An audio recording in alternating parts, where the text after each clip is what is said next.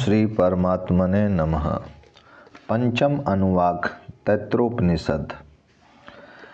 इस पंचम अनुवाक में भू भुवः स्वः और मह इन चारों बृहतियों की उपासना का रहस्य बताकर उसके फल का वर्णन किया गया है। पहले तो इसमें यह बात कही गई है कि भू भुवः और स्वः ये तीन व्याहृतियाँ तो प्रसिद्ध हैं, परंतु इनके अतिरिक्त जो चौथी व्याहृति है यानी म है, इसकी उपासना का रहस्य सबसे पहले महाचमस के पुत्र ने जाना था। भाव यह है कि इन चारों व्याहृतियों को चार प्रकार से प्रयोग करके उपासना करने की विधि जो आगे बताई गई है तभी से प्रचलित हुई है।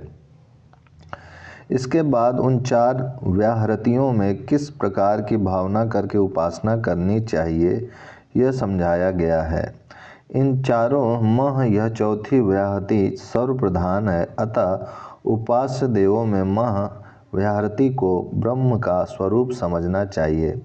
यह भाव समझाने के लिए कहा गया है कि वह चौथी व्याहृति मह ब्रह्म का नाम होने से ब्रह्म ही है, क्योंकि ब्रह्म सबके आत्मा हैं, सर्वरूप हैं और अन्य सब देवता उनके अंग हैं। अतः जिस किसी भी देवता की इन व्याहृतियों के द्वारा उपासना की जाए उसमें इस बात को नहीं भूलना चाहिए कि यह सर्वरूप परमेश्वर की ही उपासना है। सब देवता उन्हीं के अंग होने से अन्य देवों की उपासना भी उन्हीं की उपासना है। उसके पश्चात इन व्याहृतियों में लोकों का चिंतन करने की विधि इस प्रकार बताई गई है। भुवः यह तो मानो पृथ्वी लोक है, भुवः यह अंतरिक्ष लोक है, स्वः यह सुप्रसिद्ध स्वर्ग लोक है और मह यह सूर्य है, क्योंकि सूर्य से ही सब लोग महिमान्वित हो रहे हैं। तात्पर्य यह है कि भू भुवः स्वः ये तीनों व्याहृतियों तो उन परमेश्वर के विराट शरीर रूप इस स्थूल ब्रह्मांड को बताने वाली अर्थात परमेश्वर के अंगों के नाम है, तथा मह यह चौथी व्याहृति इस विराट शरीर को प्रकाशित करने वाले उसके आत्मा रूप स्वयं परमेश्वर को बताने वाली है। मह यह सूर्य का नाम है, सूर्य के भी आत्मा है परमेश्वर, अतः सूर्य रूप से सब लोगों को वे ही प्रकाशित करते हैं। इसलिए यहाँ सूर्य के उपलक्षण से इस विराट शरीर को आत्मा रूप से प्रकाशित करने वाले परमेश्वर की ही उपासना का लक्ष्य कराया गया है। इसी प्रकार फिर ज्योतियों में इन व्याहृतियों द्वारा परमेश्वर की उपासना का प्रकार बताया गया है। भाव यह है कि भुवः यह व्याहृति अग्नि का नाम होने से मानो अग्नि ही है। अग्नि देवता वाणी का अधिष्ठाता है और वाणी भी प्रत्येक विषय को व्यक्त करके स्वयं प्रकाशित होने से ज्योति है, अतः वह भी ज्योतियों की उपासना में मानो भुवः है। भुवः यह वायु है, वायु देवता त्वक इंद्रिय का अधिष्ठाता है और त्वक इंद्रिय स्पर्श को प्रकाशित करने वाली ज्योति है, अतः ज्योति विषयक उपासना में वायु और त्वचा को भुवः रूप समझना चाहिए। स्वः यह सूर्य है, सूर्य चक्षु इंद्रिय का अधिष्ठाता देवता है।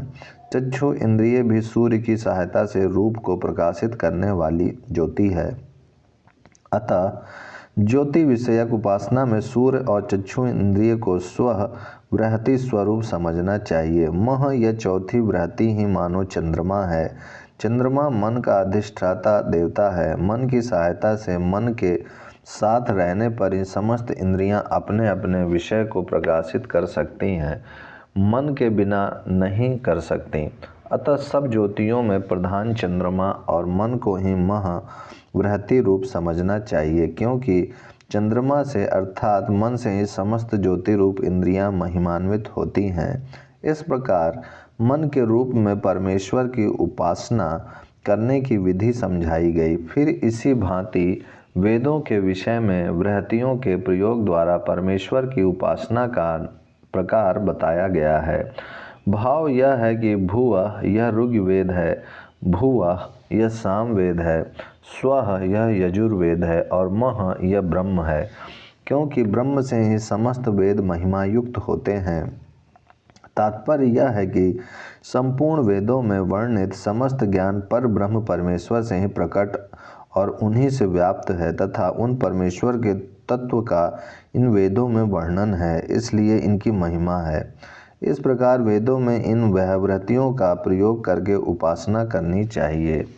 उसके बाद प्राणों के विषय में इन व्रहतियों का प्रयोग करके उपासना का प्रकार समझाया गया है। भाव यह है कि भुवा यही मानो प्राण है, भुवा यह अपान है, स्वः यह व्यान है। इस प्रकार जगत व्यापी समस्त प्राण ही मानो ये तीनों व्रहतियाँ हैं और अन्न मह रूप चतुर्थ व्याहृति है, क्योंकि जिस प्रकार व्याहृतियों में मह प्रधान है उसी प्रकार समस्त प्राणों का पोषण करके उनकी महिमा को बनाए रखने और बढ़ाने के कारण उनकी अपेक्षा अन्न प्रधान है। अतः प्राणों के अंतर्यामी परमेश्वर की अन्न के रूप में उपासना करनी चाहिए।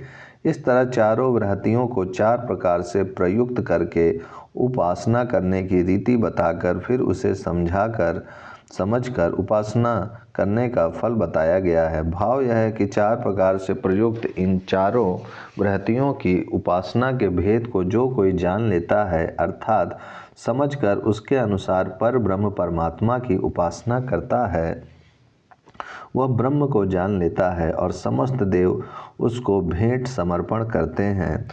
उसे परमेश्वर का प्यारा समझकर उसका आदर सत्कार करते हैं। पंचम अनुवाक समाप्त।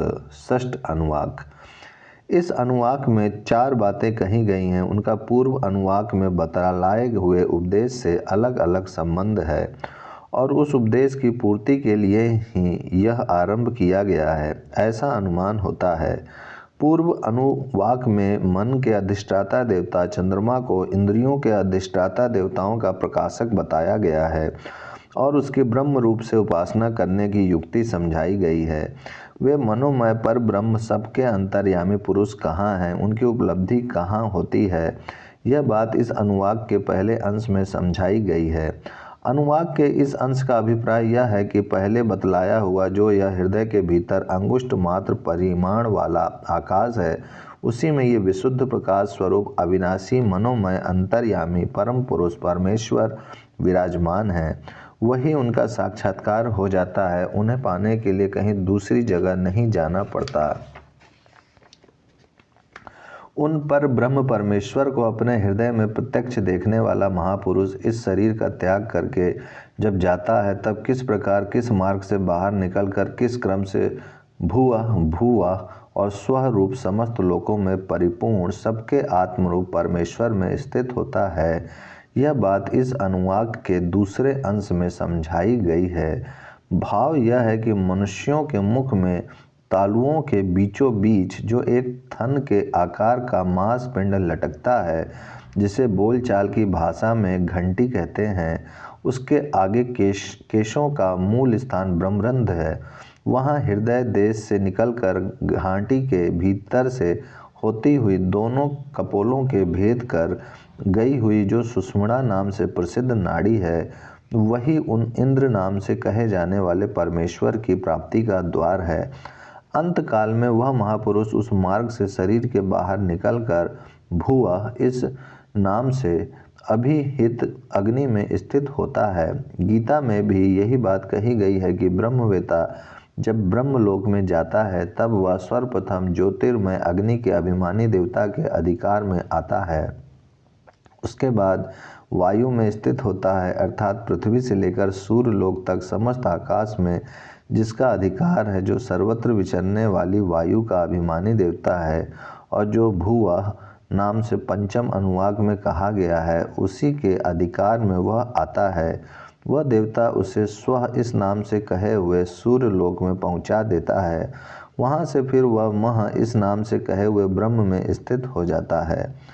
वह ब्रह्मलोक में प्रतिष्ठित महापुरुष कैसा हो जाता है, यह बात इस अनुवाक के तीसरे अंश में बतलाई गई है।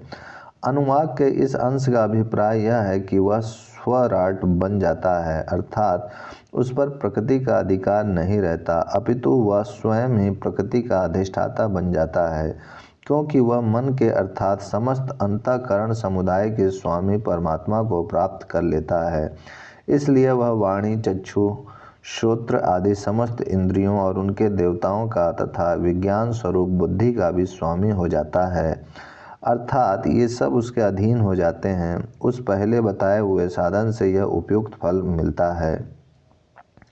वे प्राप्तव्य ब्रह्म से ब्रह्म कैसे है, उनका किस प्रकार चिंतन और ध्यान करना चाहिए, यह बात इस अनुवाक के चौथे अंश में बताई गई है। अभिप्राय यह है कि वे ब्रह्म आकाश के सदृश निराकार, सर्वव्यापी और अतिशय सूक्ष्म शरीर वाले हैं, एकमात्र सत्ता रूप हैं, समस्त इंद्रियों को विश्राम देने वाले और मन के लिए परम आनंददायक हैं, अखंड शांति के भंडार हैं और सर्वथा अविनाशी हैं। परम विश्वास के साथ यूँ मानकर साधक को उनकी प्राप्ति के लिए उनके चिंतन और ध्यान में तत्परता के साथ लग जाना चाहिए। यह भाव दिखलाने के लिए अंत में श्रुति की वाणी में ऋषि अपने शिष्य से कहते हैं, हे प्राचीन योग्य, तू उन ब्रह्म का स्वरूप इस प्रकार का मानकर उनकी उपासना कर।